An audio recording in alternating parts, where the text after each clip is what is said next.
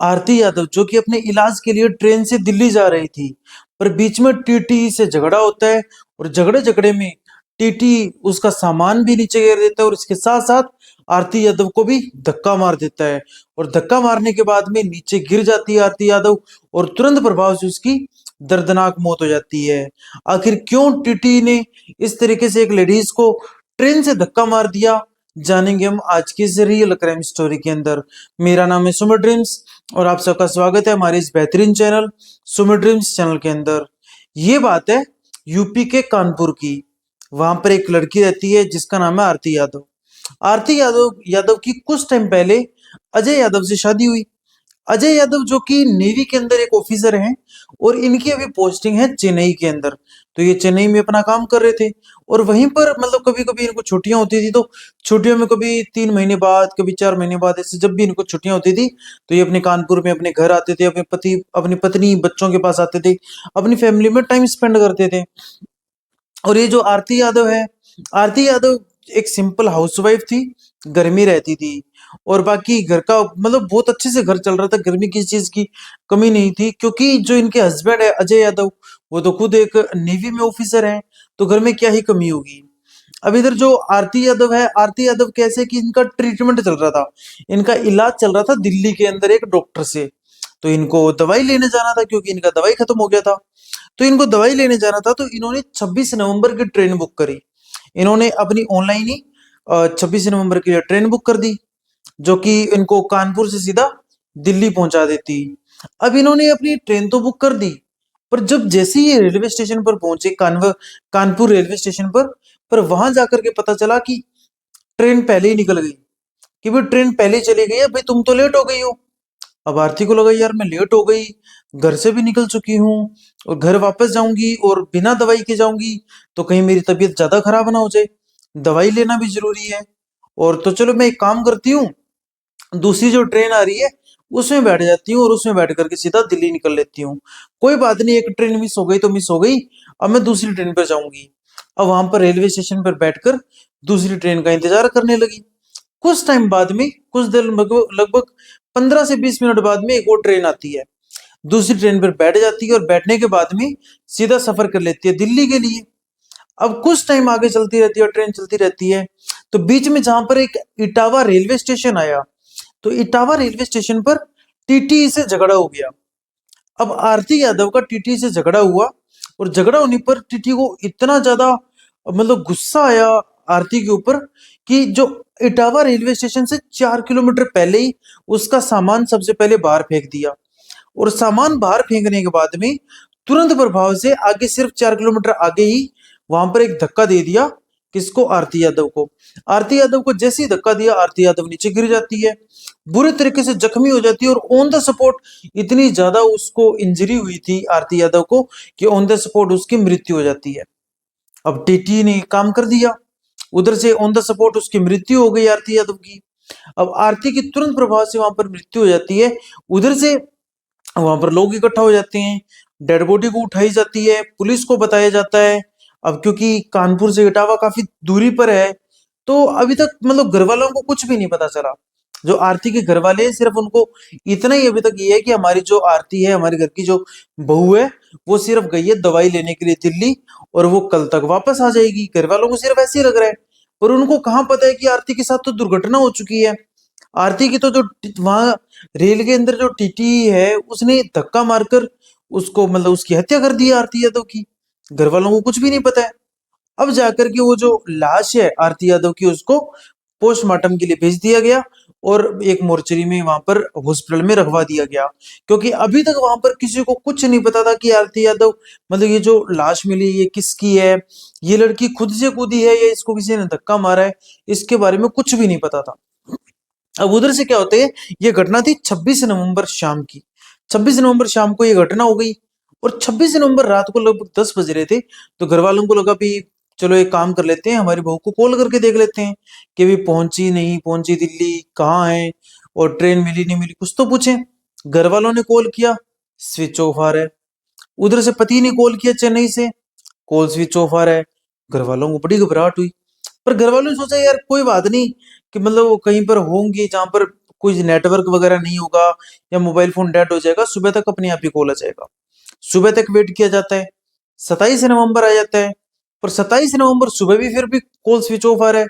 अब घर वालों को बड़ा चिंता होने लगी कि भाई आज तक कभी भी अगर आरती यादव दिल्ली के अंदर कानपुर से दिल्ली गई है अपनी दवाई लेने के लिए, पर आरती यादव ने कभी भी अपना ना ही मोबाइल फोन स्विच ऑफ किया था, और हर अगर पहुंचती है तो भी कॉल करती है, ट्रेन मिली नहीं मिली तो भी तो कॉल करती है, हर चीज पे अपनी अपडेट देती रहती है। पर आज पहला दिन ऐसा था, पहली बार ऐसा था कि आरती यादव ने कोई अपडेट नहीं दी। देना भी तो क्या था, वो बेचारी की मृत्यु हो चुकी है। अब क्या कर सकते हैं घर वाले भी, घर वालों को तो बस यही लग रहा है कि हमारी जो बहू है सिर्फ अभी दवाई लेने गई है और पता नहीं उसका अब कुछ पता ही नहीं चल रहा है, अब क्या किया जाए। अब जब अगला दिन आया तो घर वालों को बड़ी चिंता हुई, तो घर वालों को जब चिंता हुई तो घर वाले चले गए पुलिस स्टेशन में, और पुलिस स्टेशन में जाकर के रिपोर्ट लिखवाई कि देखो जी हमारे घर की बहू है आरती यादव, उसके जो पति है वो चेन्नई के अंदर नेवी में पोस्टिंग है, वहां पर जॉब कर रहे हैं। और हम मैं मतलब जो लिखवाने गया था वो आरती का जीजा था। उसने बताया कि मैं आरती का जीजा हूँ, और ये जो आरती है ये मिसिंग हो गई है, ना इसका फोन लग रहा है, ना इसका कुछ अता पता है, और ये कल शाम से ही मिसिंग है। कल शाम को कानपुर से निकली थी दिल्ली के लिए, इलाज के लिए जा रही थी, पर अभी तक भी मिसिंग है, तो प्लीज इसको आप ढूंढ के दो।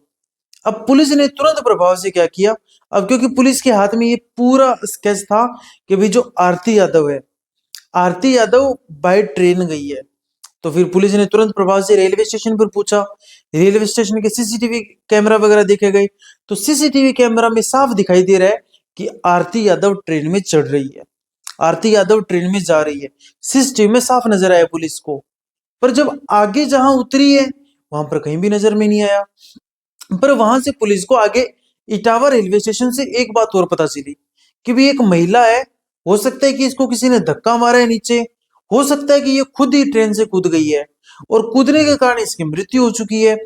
तो तुरंत प्रभाव से जब इधर कानपुर पुलिस को ये पता चला तो कानपुर पुलिस ने इटावा पुलिस के साथ कांटेक्ट बिठाया, और कांटेक्ट बिठाने के बाद में सीधा क्या हुआ कि इटावा पुलिस ने पूरा पहचान करवा दी।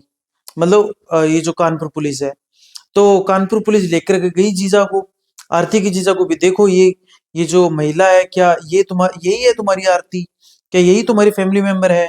तो जैसे ही जीजा ने देखा, जैसे कि फैमिली वालों ने और लोगों ने देखा उस लाश को, तो सब लोग घबरा गए, चीखने लगे, रोने लगे, उनका कुछ मतलब सब लोग चिल्ला चिल्ला कर यही बोल रहे थे कि हाँ यही हमारी लाडली आरती है, क्योंकि आरती की मृत्यु हो चुकी थी। अब सब लोगों को यही लग रहा था कि भी जो आरती है ये खुद खुद ही कूद गई है, मतलब खुद ही कूद गई और कूदने के कारण इसकी मृत्यु हो गई।